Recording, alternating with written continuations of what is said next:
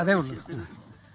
വലിയ സമ്മർദ്ദം രാജിക്ക് വേണ്ടിയുണ്ട്. കേരളത്തിലെ പ്രധാനപ്പെട്ട നേതാക്കൾ വനിതാ നേതാക്കൾ പ്രത്യേകിച്ച് വീണ്ടും വീണ്ടും ആവശ്യപ്പെടുന്നുണ്ട്. രാഹുൽ പക്ഷേ വീണ്ടും വന്ന് തന്റെ ഭാഗം ന്യായീകരിക്കുന്ന ഒരു ചെറുപ്പം കണ്ടു. വളരെ ഗൗരവതരമായിട്ടുള്ളൊരു വിഷയമാണ് ആ വിഷയമെന്ന് പാർട്ടി മനസ്സിലാക്കിയിട്ടുണ്ട്.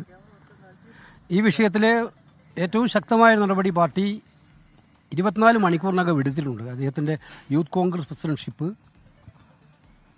സ്ഥാനത്തു നിന്നും അദ്ദേഹം മാറി നിൽക്കേണ്ട സാഹചര്യം ഉണ്ടാക്കിയിട്ടുണ്ട്. ഇവിടെ പിന്നീടും ചില കാര്യങ്ങളൊക്കെ ഉയർന്നു വന്നിട്ടുണ്ടെന്ന് നമുക്ക് എല്ലാവർക്കും അറിയാവുന്നതാണ്.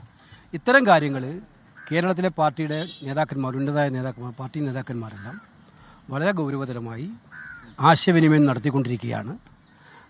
വൈകാതെ ഇത്തരം കാര്യങ്ങളിൽ എന്താണ് പാർട്ടിയുടെ തീരുമാനമെന്ന് നിങ്ങളെ അറിയിക്കും. ഞാൻ പറഞ്ഞതിനകത്തെല്ലാം ഉണ്ട്. നിങ്ങളോട് ഞാൻ പറഞ്ഞിട്ടില്ലാതെ ലക്ഷ്യമായിരുന്നു. ഇപ്പം ഇത് പറഞ്ഞപ്പോൾ കൊണ്ട് പറയും. ഞാൻ പറഞ്ഞതിനകത്ത് എല്ലാം ഉണ്ട്.